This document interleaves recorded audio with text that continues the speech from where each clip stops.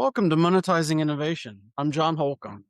Innovation isn't just the big idea on the whiteboard, it's the hard decisions, the missed signals, and the leaders who keep moving forward anyway. This show dives into real stories behind breakthroughs in life sciences, healthcare, and tech, how ideas become results, how teams align under pressure, and how strategy turns into execution. If you're building something bold or looking for clarity to lead with confidence, you're in the right place. Press play and let's turn innovation into impact. And today I am pleased to announce we have a great guest, Don Hammond. He is a seasoned executive and transformation leader with deep experience driving operational excellence, organizational change, and leadership development in complex environments. Don has built a career helping organizations align strategy, people, and execution, bringing clarity to moments of growth, disruption, and transition. Known for his pragmatic, people centered leadership style, he focuses on building capable teams and sustainable results. Join us as we explore leadership lessons, change at scale, and what it takes to lead effectively when the stakes are high. Thank you so much, Don, for being here today. I truly appreciate it. Hey, John, it's my pleasure. And remind me to ask to borrow that introduction. That's better than anything I've come up with. So fantastic. No, I absolutely no. I mean, you have such an impressive background, and I think what was really neat is thinking about innovation. Experience that innovation and change at different periods of the entire business life cycle, and really help lead through change. So when you look kind of like from innovation to results, a lot of organizations generate those great ideas, but they struggle to turn them into results. In your experience, what most often breaks down between the innovation and execution? Yeah. That's a good question. And it's funny because it's piggybacking off a conversation I just had with a good number of fellow CEOs just a couple of weeks ago when we were meeting up in South Florida. The conversation there actually at the time was AI, right? Because apparently we're not talking about that enough. And one of the comments I made to people, and again, I guess this is part of the giveaway for my age. I'm like, look, I was around for .com, right? And I was around, this is not my first technical miracle, and that kind of thing. And I made the comment to them of really what happened there. I mean, no one's debating the influence that the internet had, right? In any way, shape, or form. But when we talk about from an employment perspective, there was conversations back in the mid to late 90s and by early 2000s, we were just going to massacre entire departments and all these other things were going to go down, whatever. And don't get me wrong, there were certainly enormous levels of transformation, but for almost every job that was removed, there was another job that was created, right? We had entire IT departments and security groups and that sort of a thing. And I think AI is going to be a very similar, I think it already is a similar scenario. I mean, for someone who's coming in the textile house, we've already plugged in enough AI agents that you can possibly imagine, almost all of us, just based off cross functionality. Mm. But long story short, look, it's not going to do what most people think it's going to do, at least not anytime soon. But maybe more importantly, for people who are really worried about their role and their position, just remember AI doesn't execute things, right? That's going to have to come down to leadership and individuals who want to take the lead on things. And so if you want to make sure you're safe in the marketplace, execute on things. Strategy is great. And again, I guess going back to your question, how do we get there? Okay. So if we're assuming, how do we get shortcomings in execution? Let's assume a few things. Let's assume your product and your service and your business environment are legitimate, right? You're not out trying to sell popsicles to polar bears and that sort of thing. Turns out they've got all kinds of ice. They don't need any popsicles. And I think you're normally what almost always happens is everyone thinks it's a process shortcoming, right? We need more processes. We need more, we need more procedures and that sort of thing. It's almost never that. The answer is always leadership. But that's the catch. Leadership is a little bit like vitamins.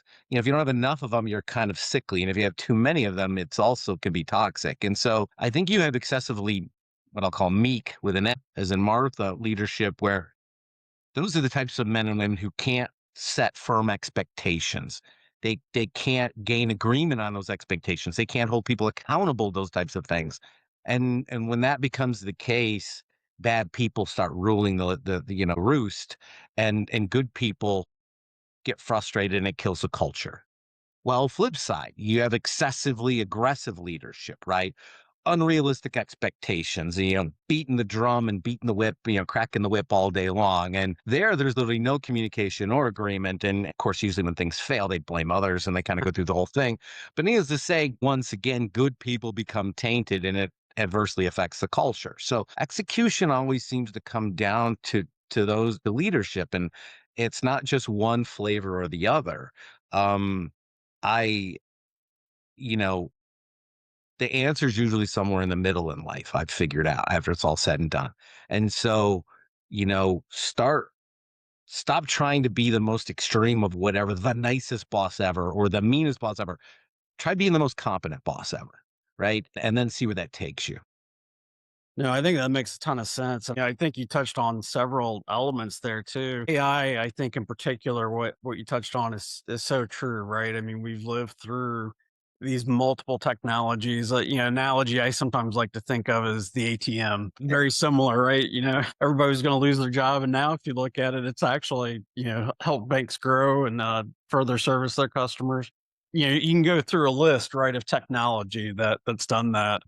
I Communication in general, right? The technology. I remember when the Slacks of the world and everyone was coming into the mix, yeah. and I was like, so let's be careful. You're now inviting a mode of communication in which everyone can talk to everyone. There's no layers, there's no levels anymore at any time for any reason. And there's literally no governors involved, right? There's no structure, there's no process, or no strategy. Turns out that's called chaos later on, right? And so now it turns out you didn't need, first it was emails and email server, then it was text, and then it was text with show. And then, again, we rolled in the Teams, we rolled in the Slack and 14, ugly cousins of those. And after it's all said and done, we have about 8 bajillion ways to communicate. Somehow we're talking less than ever. And so I think that's where a lot of it comes down to. It's you know, speed limits are there for a reason. No, absolutely, and I think that's such a great example. It kind of brings back to like communication's important, but if we're not communicating in a way that's meaningful or that we can connect that change right to basically the folks that we're leading, it just creates chaos. Communication practices have been dictated by two groups in the past 25 to 30 years. I've been managing now for almost Mm. 30. HR and non-leadership people. That's who dictated how we're supposed to communicate moving forward. And it's very interesting how that whole thing works because HR is technically not responsible for actual production. And, think about trying to run an army, but the guys on the ground are dictating how we communicate, how we handle things. I'm not discounting that role. I'm just simply saying we went from a 50s, 60s, 70s, 80s culture where the boss is Napoleon slash Stalin, right? And their roles. And then we went over and we flipped it over, right? Where every malcontent in an office has a megaphone and he or she gets to talk endlessly and they can file complaints again. And again, I'm not trying to be overly provocative about that. Again, I'm talking about answer somewhere in the middle. If we want to know how to communicate the best way, let's talk to middle management. Let's talk to our best individual contributors or even our above average individual contributors. Let's talk about to the people in the organization who grow the best and the most versus let's have everybody have an equal say whenever. Look, the A students shouldn't be talking as much or less than the C and D students.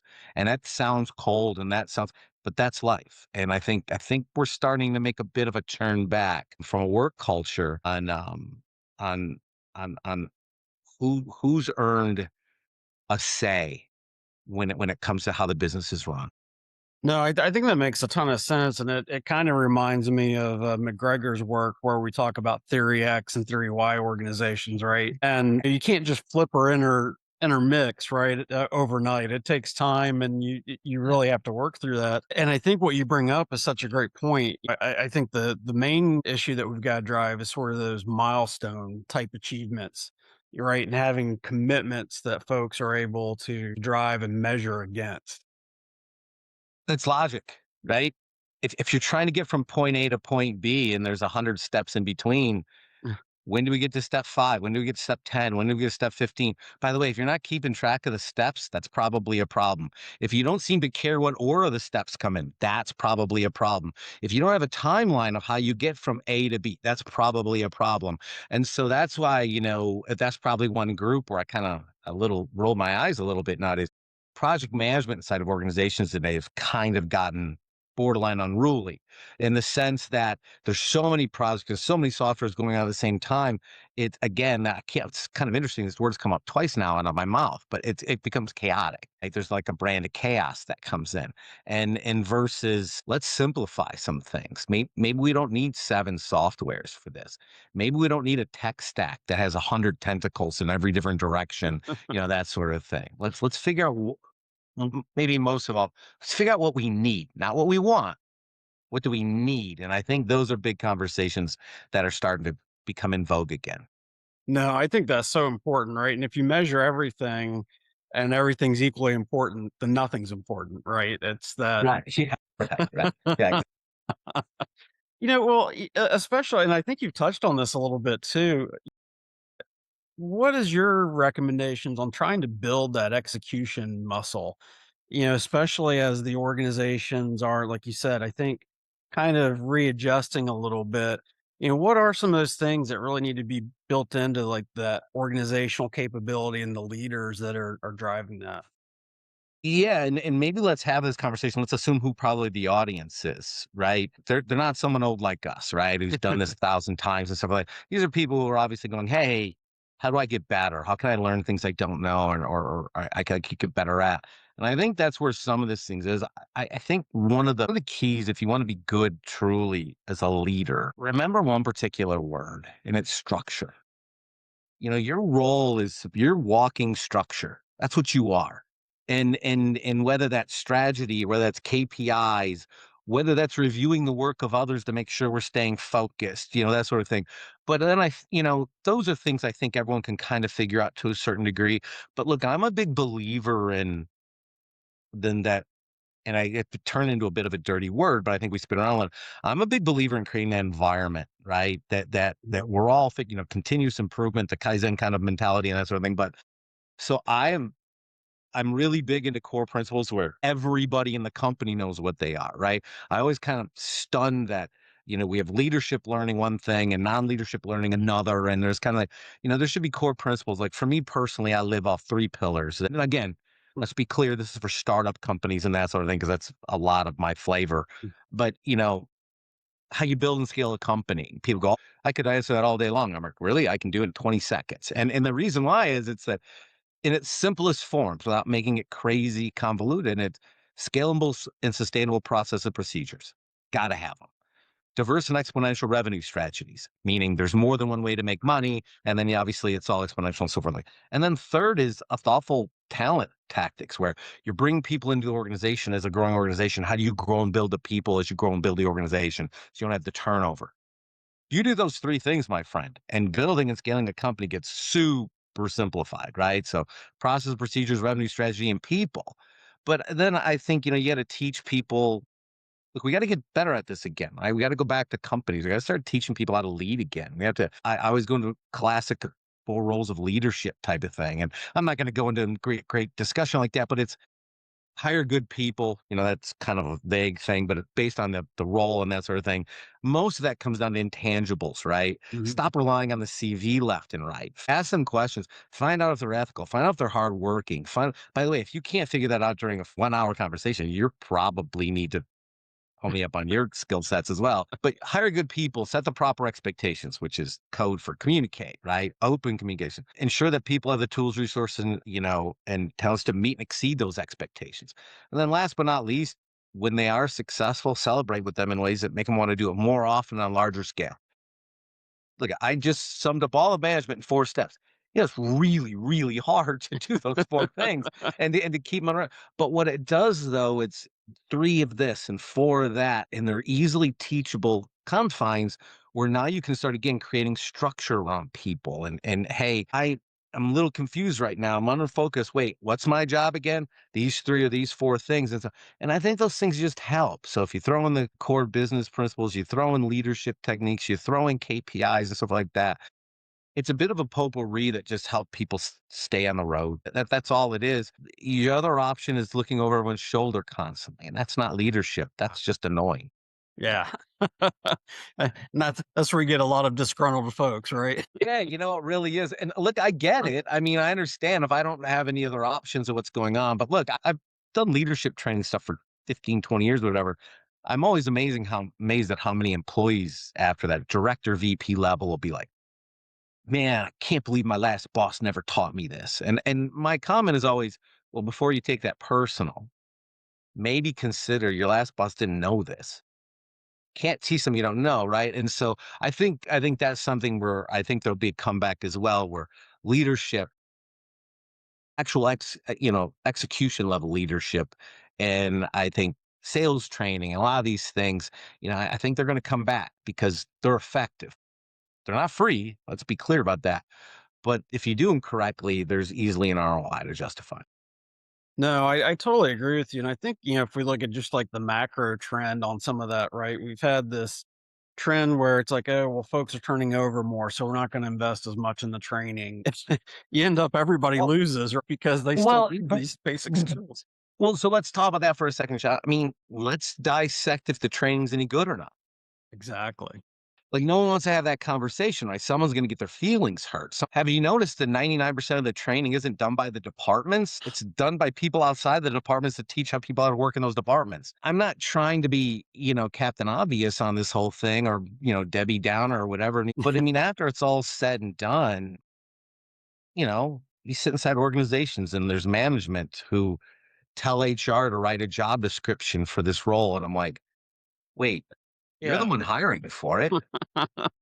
What do you want on it? Well, put whatever. No, no, no, no. You tell me what you want on this job description. Now, HR can help you with some of the verbiage or some bullet points, some things you want to add in there, but that tells you a lot. You have people trying to hire for roles that if you ask them to put on paper what they need or what they want, they can't do it. It kind of tells you this probably isn't going to end well. And so what happens is people start and they either become successful based on their own accord, their own competency, their own aptitude and attitude, or they die on the vine because they're Right. like, "Hey, you didn't support me, you didn't do whatever." But I don't think it's not that hard to do and think of these things. You just got to stick your neck out. I realize that's not fun or that's not easy, and mine's been chopped off on so many occasions I can't count that many anymore. But I tell you what, it's a lot easier to sleep at night knowing you're doing it the right way versus the way that keeps you safe. No, I completely agree with you. And that's where I think that integrity and, like you said, sort of that clear vision, I can't agree with you more because in terms of, and today we get so much noise, right? There's just so much noise that sometimes you just have to stop and go back to the basics, right? Of, hey, this is business. This is what we need to do. Here are the objectives. Yeah, well, and then that's one of the things you teach in some of the leadership courses, and you get people, and everyone's like, "We're so busy today," and I'm like, "Are you?" Well, because really what half of the time, this or look at kids today, and we send them out there, and we've got them attached to karate lessons, choir, drums, this, and this. None of those things are needs. They're all wants, Once. right? And next thing Yeah. you know, we filled up their schedule to the brim, and everyone's running crazy, and you got to pick the kids up and drop them back off and do all these other things, whatever. But none of those things are truly required, right? They're by choice. And I think one of the things that's coming to get us is that we have a lot of time on our hands today. It used to be the number of hours worked was a lot higher back in the day than what it is today on average. It used to be, again, go back 100 years. Average workday was 14 to 16 hours, right? You were sat on the field, you were physically exhausted, there's all these different things, you had to go into town to go get groceries. These things literally took a half a day. Now it's delivered to your front door. No, we're not running ragged. We got way too much time on our hands, and we've overstimulated ourselves in most cases. No, I totally agree with you. I guess that really leads to like a good point. I mean, with some of the work that you've done, especially when it comes to say like innovation and things like that, a lot of folks don't necessarily think about exit strategies and how important that can also be in terms of when you're considering the larger picture of business. What are some of your thoughts on that? Well, let me tell you further. What do you mean by exit strategies? Yeah, especially with some companies, right, especially as you're starting into some of that venture, an exit strategy hasn't necessarily even been considered if things go south. And not always do you want to plan that, but sometimes you need to have some plans, right? That, hey, if we're not meeting these milestones or we're not hitting some of the targets of the growth that needs to be achieved, you know, those are some of the things that I'd be curious your thoughts in terms of some of the work that you've done over the. Yeah, I mean, I think I get the idea of what you're asking. Look, I'm not a big believer of setting goals that we're not able to hit. Mm. And I think part of that is, I think there's a bit of a dance involved there, right? We don't just set goals that we can easily step over the fence and go, wow, I did great. And, on the other hand, you have to be realistic about it, right? If I had a nickel every single time I sat down, I've done a lot of pro bono consulting over the years with incubators and so forth. Apparently, if you talk to most founders, 500% revenue growth annually is pretty easy. It's not that easy, by the way. But I mean, after it's all said and done, set realistic goals. And then, like I said, make sure people have tools, resources, and training to meet and exceed those goals. But I think part of it is I think you have to treat goals to a certain degree like a go to market strategy and marketing and so forth in general. When you do marketing, and let's say your budget for simple math is $100. If your game plan is we're going to market like A, and we're gonna spend all $100 in there, you probably won't be in business for very long, right? And so what you're really trying to do is you're like, "Oh, hey, we've got a primary go-to-market distribution plan, right? Maybe certain channels we want to go after, maybe there's certain pricing points, maybe there's certain segments we go after. And that's A, and let's say we spend 60% of our budget on that, right? And that's our main focus, though. More than half our budget's going there. Have a B. I really strongly suggest you have a B and maybe that's 20% of your effort and your goal because you were kind of running them both simultaneously. And then there's probably a C out there that is 10% of what you do. And then that's kind of sticking your foot in the water, your toe in the water, feel something. And then maybe you got a D, E, and an F that are only 1% and 2%, but it's kind of maybe changing up messaging. Maybe there's different segments you haven't thought of. But my point is all this is and then create some KPIs that are legitimate, not just based on simple growth, but the amount of effort you've put in, which should be tangible, and then what the return on that is. I mean, if you're going from 0.01% to 1%, congratulations, you look like you're skyrocketing, but are you really? And then, but so I think that's the big thing. I think there's been some interesting advice given in the last 15, 20 years, well, maybe 15 or 20 centuries, maybe. And the advice is once you figure out what you want to do, just focus super hard on it. And then someday you're gonna be successful. And I'm not sure if that's ever worked, and if it has, I'm not sure where I didn't know him or her, and Yeah. and so I'm not sure how that went. But I think there's something to be said about you gotta be able, though people don't like this word much anymore, but there's gotta be some pivot involved. There's gotta be some flexibility. Right. There's gotta be some malleability in how you think and how you go to market and that can be on a personal, individual level, that can be on a departmental level, that can be on a company-wide level. I mean, I've literally as CEO of companies, I've rolled out endeavors thinking, I feel 90% positive this is going to work. But believe me when I say I've still got a B and a C and a D floating around there because I've seen some slam dunks clang off the rim pretty hard over the years. And I'm like, wow, boy, I guess we didn't look at that one the right way. So I guess part of it is being you got to have a little bit of self-hatred to be at the C level because there's got to be a part of you that always believes things can crash and burn if you don't have a backup plan. And if you don't have that mentality, I think it probably comes back to haunt you. Yeah, Does exactly. that does that make sense? Absolutely. You gotta be an optimistic cynic, right? Yeah, yeah, I'm remarkably cynical. That's why I try to explain to people like, "Oh, you're an entrepreneur." I'm like, "I'm not remotely entrepreneurial." Those people are incredibly positive and productive. I'm the guy you bring in when you're trying to go from like 4 million to 40 million or 40 to 400. But yeah, if you brought me in on like the garages, in the garage stage, I'll give you 40 reasons why this won't work. Like I'm the worst person on earth. But I think that's what's important, right? Is kind of knowing what your fit is. I'm not the guy to call in when you're looking for a hug, right? And when you're someone saying, "I believe in you," I do believe in you, but we're going to have conversation about where potential failure points are at. We're going to stress test this idea left and right because you want to know what? I actually care enough about you that I don't want you to fail, even if it hurts your feelings. To be honest, And I think we need that a lot more today, maybe than ever. Yeah, I totally agree with you. That honesty, especially in like leadership and business, and I think sometimes people turn it personal when it is really just a Yeah. purely Yeah. business decision, right? Wanting you to be successful is personal. Me critiquing or trying to help you, that's not. That's just part of the process, right? Exactly. And but again, when have people been taught this? Right? And in most cases, they've been taught the exact opposite, right? And so I think that's one of the things I think, we have some re-education that's needed. And I think it's starting again. I really do.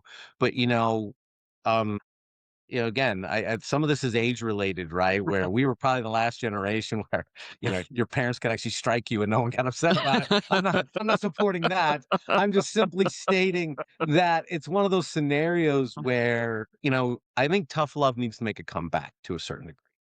No, Tough meaning just being honest. absolutely, and I think it's so important because, like, especially as you touch upon that scaling phase of a business, that is one of the most challenging because it's great that you have these great front end ideas, right? And it's just starting to emerge. You've proven that at least that in concept there's a business there, right? But then you've got to scale it. And if you don't put the systems and processes and honest feedback into place, you can't scale rapidly. And in fact, you just scale chaos, you know. Well, remember when we talked about, I said three pillars of building companies: scalable and sustainable process procedures, diverse and exponential revenue strategies, and then talent tactics, right? How you build scale.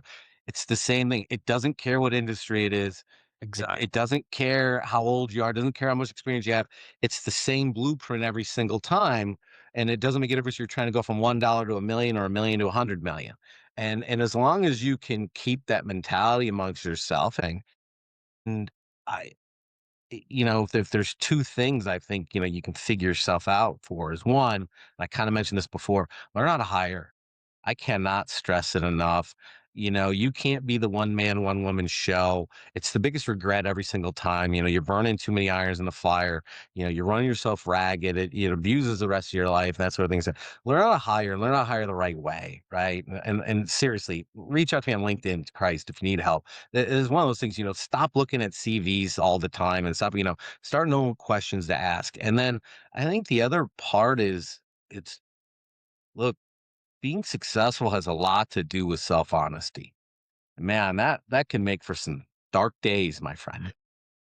And so if you are good and because you've stress test yourself and you figure some things out, then trust your gut. Do what you feel is right. Do make those decisions accordingly. Again, hedge your bets, throw some insurance policies in there, so forth, whatever. But then also be honest with yourself. That whole fake it till you make it routine and that whole, "Well, I'll just wing it. Hopefully no one asks me those questions," and this. Look, if you're not sure where you're at, feel free to go set up, some fundraising meetings once. You want to see the curtain get ripped back real fast from people. You don't know how to do asset allocation. You're not sure how to figure out bill of materials. You don't have the slightest idea how go to market distribution things. And the thing is, that's really all that matters, right? And they're gonna find out that you don't. When you're like, "What do you mean you're not just gonna cut me a check for 5 million?" And they're like, "No, no, we're not." So, but I think that's what a lot of it comes down to. It's just be honest with yourself. Don't beat yourself up half to death, but also stop giving yourself freebies. Just be honest. And I think when you do that, not only the outcome's better for what you want to accomplish, I think the outcomes are better for yourself and your own mental health and your own well-being. Start getting real comfortable with yourself, being honest with yourself. I can tell you, it world's a lot easier place when you get to that level. No, I couldn't say it better. I think that's one of those things, right? It's being honest with yourself and understanding where those boundaries are just so critical. Yeah. I'm very well aware of the things I don't do well. I don't kid myself at this point in time, right? In my career. And at the very least, if I'm not good at it, I know how to put together a team who is good at it. And I think that's the other part, from a leadership perspective, when you're entrepreneurial, there's a part of you have to wear all the hats and so forth. That's fine. But as you look to scale your career up and through the levels, like you can't keep trying to be everything to everyone. And you're never going to be looked at as an executive leader when you're the guy who's, you know, making sure all the accounts add up at the end of each month, and you're the guy making sure that the lights, and again, all this stuff sounds great. But eventually you're going to have to get good enough to where you're hiring other people, holding them accountable, and they like to work for you. Those things get done. But if you're that guy or gal and you like, well, if I don't do it, it doesn't get done right. Time to look in the mirror. Well, how did that happen? Why is that? If it's true, which sometimes usually it is, but are we empowering people the right way? Are we training them the right way? Are we doing things the right way? But that's, I think, the big thing when you see startups and that sort of deals. How do you turn that page from being the guy or gal who can build nothing into something, but then the minute it has to go from something into something big, they don't need you anymore. And in a perfect world, you want to be someone who can do all those phases. Like, I'll be the first one to admit I'm good at all those phases until you get to a legacy level. I'm not the right guy anymore. The red tape, the amount of time it takes, that's my death blow, right? I know that though. Right. And so you got to have to figure out, you got to do more than one thing, but then also at the same time know what's not your cup of tea. I mean, again, I worked for legacy companies 25 and 30 years ago. Mm. I had good success, but if you put me back into a 50,000 employee company today and told me our growth endeavor was 0.7% for 2026, or I'd lose my mind, right? Well, hey, let's get these processes changed. They're like, yeah, we're gonna be addressing that in May. Yeah. I'm like, well, what are you talking about? It's December. So again, it's just kind of knowing, where you land at and that sort of thing. But yeah, true honesty. And then if you don't have fine, if you can't do that well for yourself, find a friend who will do it for you. Friends don't tell you what you want to hear. Friends tell you what you need to hear. Yeah. No, I think that is just great insight too. You kind of make me reflect too that that is one of the challenges, right? With leaders as we grow, there's usually several leadership turns that we have. We first are successful, right? Because we're usually a good doer, and then we kind of work up to like maybe a team leader, things like that, and then team leader on to then okay, now I'm managing other leaders, and it Yeah. really is that importance of understanding where you are, right? Well, and they're completely different things, right? And we have a tendency in companies. We take individual contributors that lead individual contributors and we make them leaders. Well, it's interesting, right? Because 9 times out of 10 to be an elite individual contributor, you're probably pretty selfish. You're probably and by the way, you should be. That's Yeah. your job. I care about me. I care about my clients. I care. It's me. Did I mention me? I would really like to talk about me for a while. And that's perfectly fine. But then the catch too is you throw them into a leadership role and that selfishness is now literally cancer to building a team properly and communicating properly, square those things away. And then you're right. Then there's that next level of some people are kind of built for middle management and that's where they're going to stop, right? And then some people have shown, like maybe they can have two or three pots and pans going at a time. Maybe they're good at not just understanding the cross functionality, but maybe translating, the languages that go back and forth between those. I mean, honestly, for me, that's probably where mine came in at. I'm a bit odd. I think technically companies are only three columns, right? Or three silos. You have finance, you have revenue, and you have ops. Right? Everything falls underneath one of those three. I've actually been in all three, right? And then I managed in two out of the three, and I'm in the CEO, I'm in the CRO, a COO, a CEO. So I think that helps. I understand the pain of accounts payable, accounts receivable. I understand the pain of, product development. I understand the pain of being in sales or marketing. And I think once you understand that, the handoffs and the cross functionality that's involved, it's just, look, there's an old saying, or maybe I made this up. My job is to make your job easier. You don't want me to make it easy because if I do, it means I can probably automate it. Things are, and so, yeah. So my whole thing is on the cross functionality. And that's really where we get our efficiency and our productivity from. Right. And if you can understand at the C level, then your world just gets easier. No, I think that's such valuable insight, and I do think that there is that ability to be the translator, right? That is one of the key things to really keep that cross-functional team motivated and going so that you can head off the misunderstandings of the past versus letting them turn into a cancer.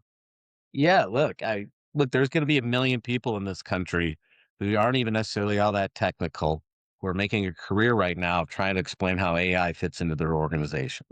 And they're not even technically all that technical. I'm not saying it's needed in many cases, and some maybe not so much. But after it's all said and done, in a perfect world, all the departments would be talking the same language.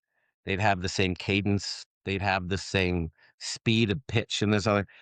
I've never worked at one of those, but I've heard it's awesome. But in generally speaking, a lot of it comes down to how can I get everyone at the table to somehow win here? Mhm. Maybe not everything that they want, but everyone's going to walk away with something that they want. That said, the most important thing is here is we have to win. Right. So I'd love for you to get everything, John. But after it's all said and done, for us to win, at least this time, you're not getting anything. And I'm sorry about that. And I owe you. Yeah. But right now we need to win. Again, I'll owe you.